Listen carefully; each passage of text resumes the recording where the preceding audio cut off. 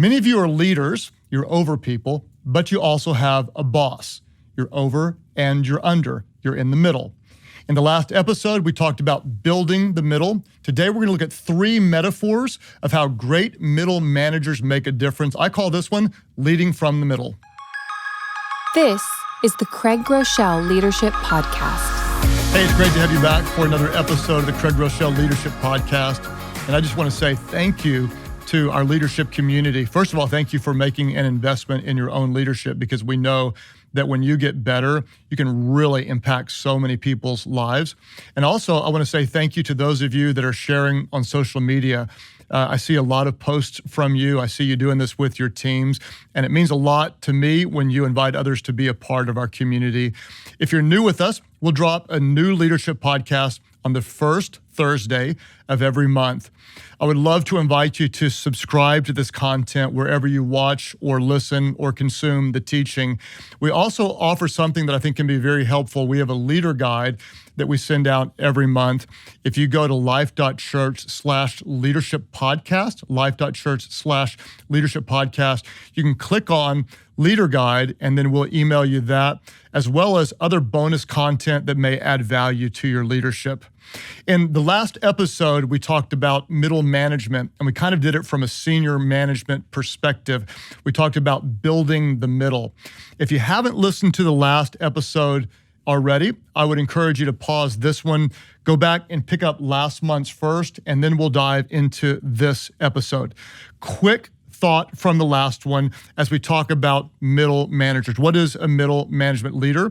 That's someone who both reports to someone above him or herself, and it's also someone who leads down in the organization. When do you add middle management? The answer we covered last month is this: when the addition increases organizational clarity and accountability. That's when you add. You don't want to do it too early. You don't want to add unnecessarily, but recognize that the right middle managers added at the right time can be the difference between a good organization and a great one. Let's talk in this episode directly to those who are leading in the middle.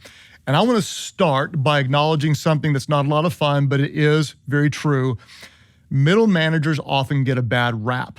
You know it if you've been in any type of organizational leadership for any amount of time. This is occasionally considered to be a role that people want to avoid. And I'll tell you why if you haven't thought about it. First of all, it is not an easy role. When you think about it, middle management leaders, they tend to get blamed from all directions. Those who report to you, if you're a middle management leader, they might blame you because you're pushing them too hard all the time, driving for results. And those above you might blame you because you're not pushing your team hard enough. You get blamed from all directions.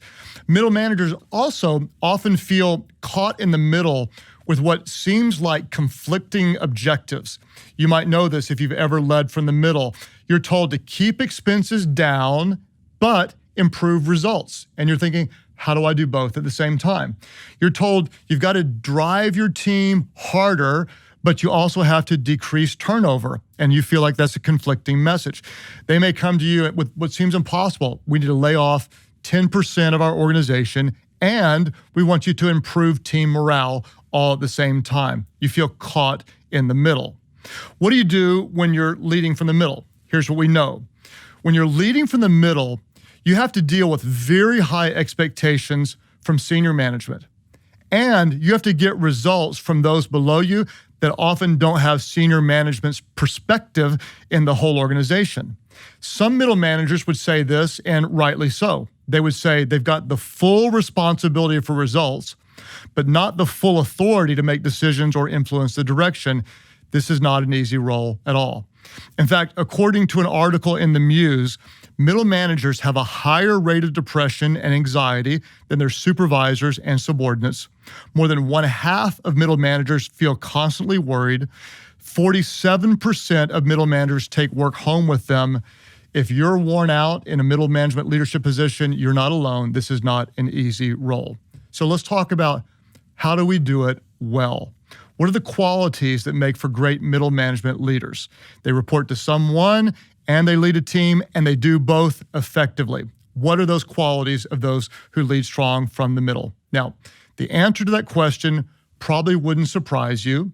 because the answer about what makes a great middle management leader is very similar to what makes any other type of a great leader. In other words, they're going to have natural leadership instincts. They're going to have strong communication skills.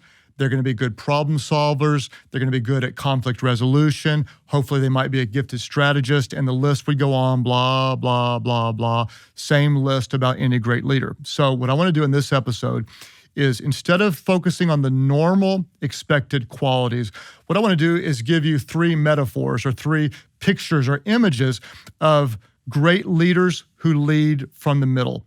What are those metaphors, those images? First of all, a great middle manager is a translator. Secondly, he or she is a coach. Thirdly, he or she is a scorekeeper. What are you? If you're a great middle management leader, you're going to be a translator, a coach, and a scorekeeper. Let's start with translator. First of all, you are a translator.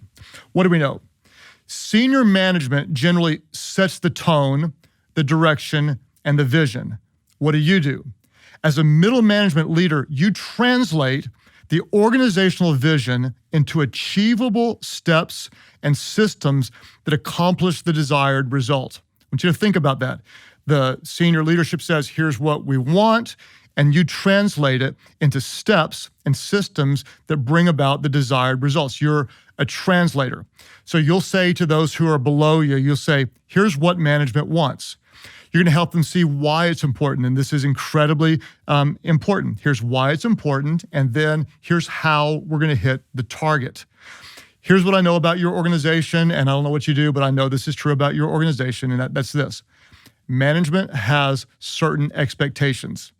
The team below you, they rarely see the whole picture. What's going to happen is the boss is going to demand results, and your team is often going to think that's unreasonable. We can't do all that in this amount of time with what we have. What do we have? There's a gap. There's a gap between senior management and the rest of the team. What do you do when you lead from the middle? You close the gap. You're the translator. Here's what you do. You know your organization has a what. It's the mission, it's the goal, the objectives. We also know that your team very, very quickly can forget the why we do what we do, and the what over time might start losing appeal. So as a great middle management leader, you close the gap. What you do is you translate the objective into doable steps. You keep the why front and center. Here's why what we're doing matters. You're the translator bringing context to the organizational goals and objectives. Now, here's how you deal with your senior management, and here's why it matters. You're translating down, but you're also translating up. You're also leading up to those who are above you. Here's what your boss will often do. Your boss doesn't understand a lot of times what it takes to accomplish the vision downstream. I know this because I'll say, hey, can you guys get this done? Should be easy. And they're looking at me going, you have no idea. There's 18 steps to get this done. It's way more complicated than you see in your head. Craig, it's complicated. And that's what a good middle management will do. Will help me to see why my assignment might lack context. The boss wants you to get it done. In his or her mind, she thinks, how hard could it be? You, as a translator, you're going to help your boss understand what your team is facing. You're going to help your boss understand where the team is, what's needed, what's realistic. What are you? You're the translator. This is so important. You're translating up to senior management. You're translating down. You are the translator, and that helps keep the mission moving forward. Secondly, you're a coach, and I love this image. When people think of middle managers, I think that some people think of boring, gray-haired leaders in suits. I hope you see something entirely different.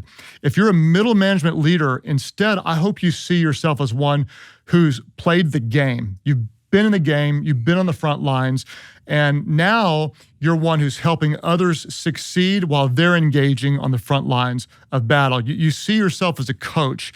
And I like this better than the image of a boss or a manager, because when I think of a boss, I think of someone who wants people to accomplish what the boss cares about. A coach is different. A coach is one who wants to help the players succeed. And when the players succeed, the whole team wins. Here's why it's important. When you're leading from the middle, you're the coach. What do great coaches do? Well, a great coach recruits talent, builds the team, and develops people.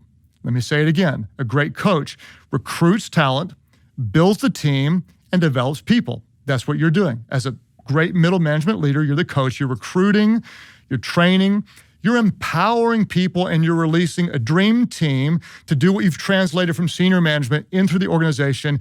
You're helping put points on the board. But you're not just coaching down.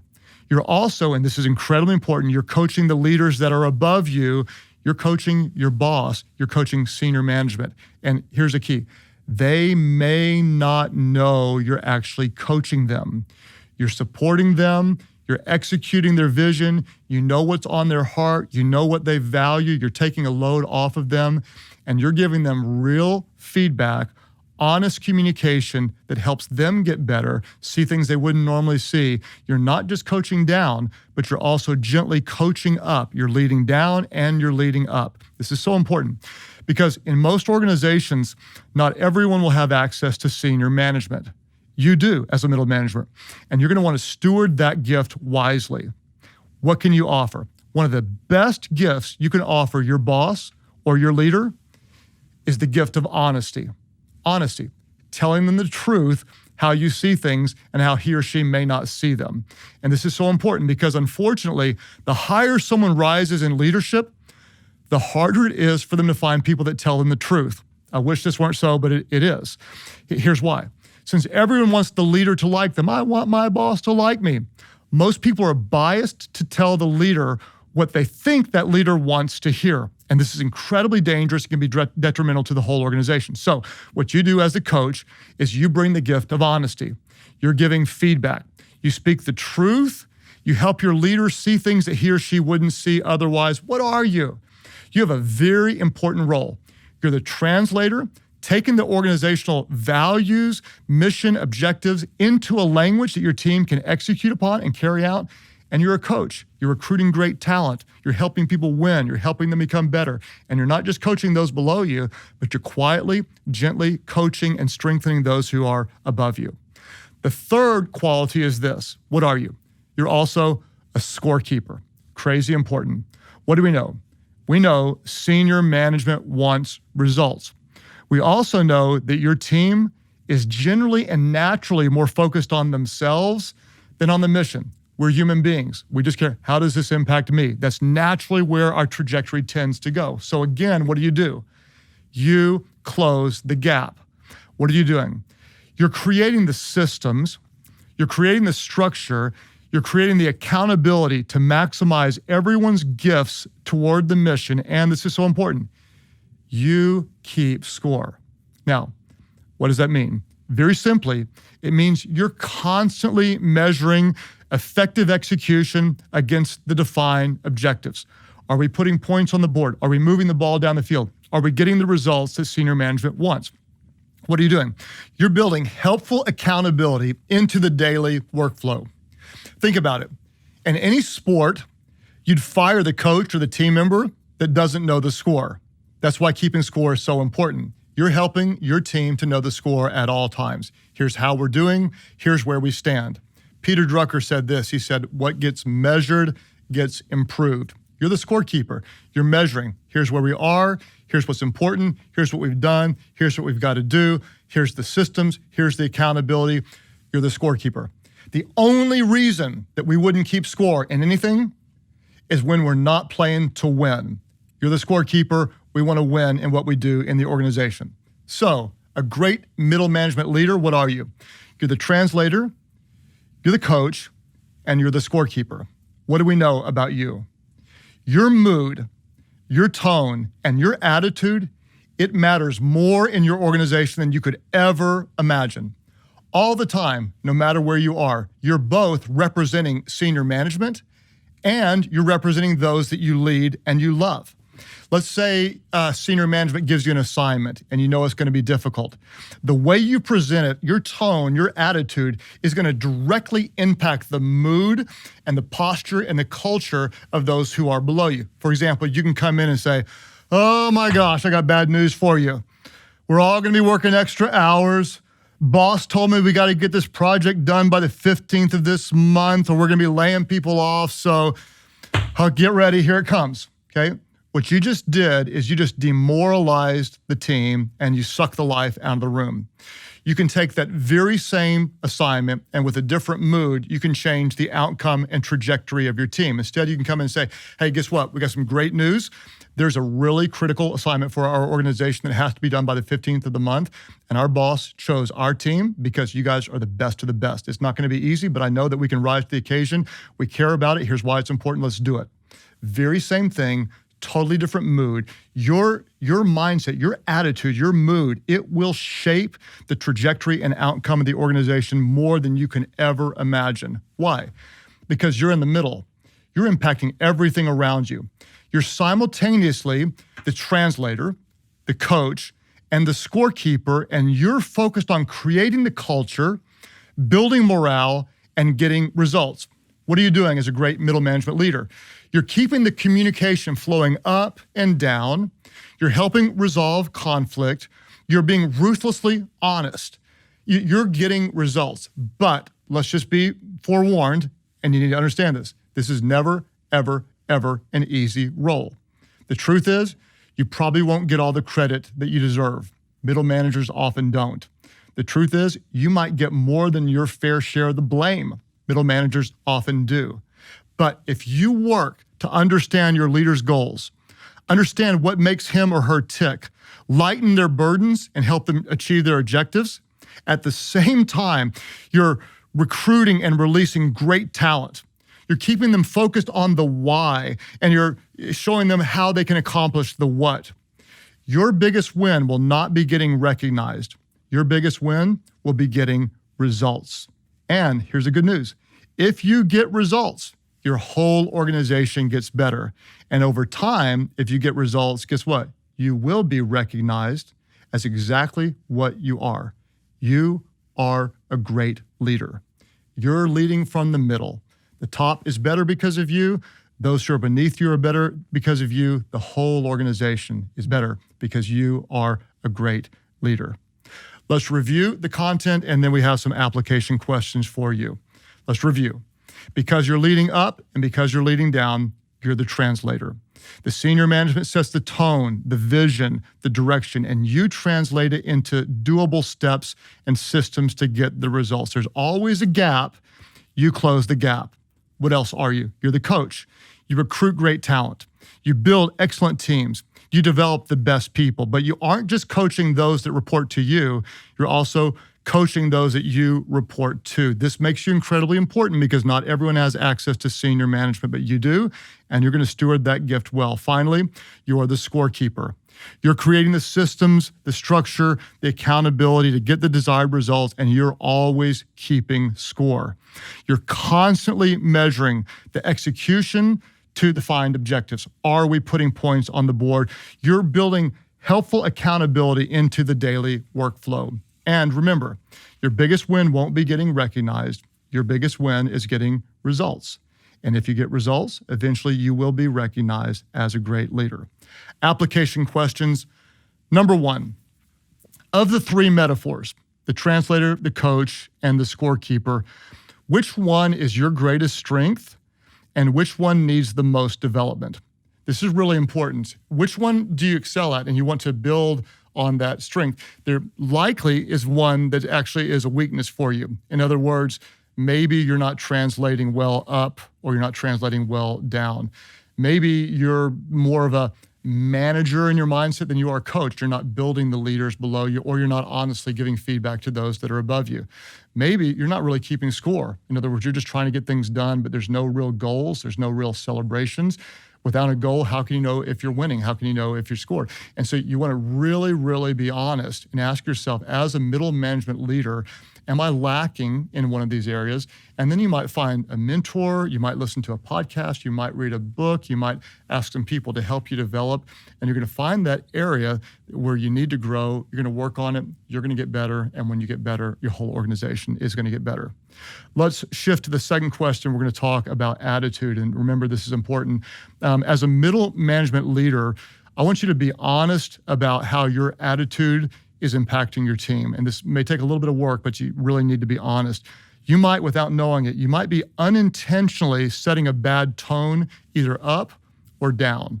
Here's the question. Number 2, what would your leader and your direct reports, so both up and down, what would your leader and your direct reports say about how your attitude, your mood, and your tone is impacting the organization?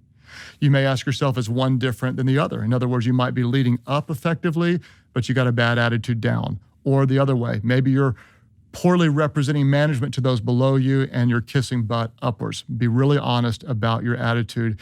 If you find that there's a vulnerability in your attitude, I want you to be honest. Please address it. Please change it, because you have no idea how much your attitude impacts the outcome of your organization. Just because you're in the middle doesn't mean you're not important. You're incredibly important. You have a very strategic role. You're both leading up and you're leading down. And a great middle manager can take a good organization and can transform it into one that's incredibly effective and impactful. Your role matters. What happens in the middle really matters. Now, in next month's episode, I'm really excited about the content. What I know about all organizations is we all have problems. How do we attack those problems? How do we solve them? How can we be creative? How can we bring about great results? We're going to talk about problem solving like a boss. Again, thank you for sharing on social media. Please subscribe. If this content is helpful to you, it would mean a lot to me if you would rate it wherever you consume it or write a review. That actually helps create more exposure for us, invite people to do this with you. There's a lot of pressure wherever you are in the organization. You want to get things right. You don't want to make mistakes, but I want to encourage you, just be yourself. We say it all the time. Be yourself. Why? Because people would rather follow a leader who's always real than one who's always right. Thank you for joining us at the Craig Groeschel Leadership Podcast. If you want to go even deeper into this episode and get the leadership guide or show notes, you can go to Life.Church/leadership podcast. You can also sign up to have that information delivered straight to your inbox every month. In the meantime, you can subscribe to this podcast, rate and review it on iTunes, and share with your friends on social media. Once again, thank you for joining us at the Craig Groeschel Leadership Podcast.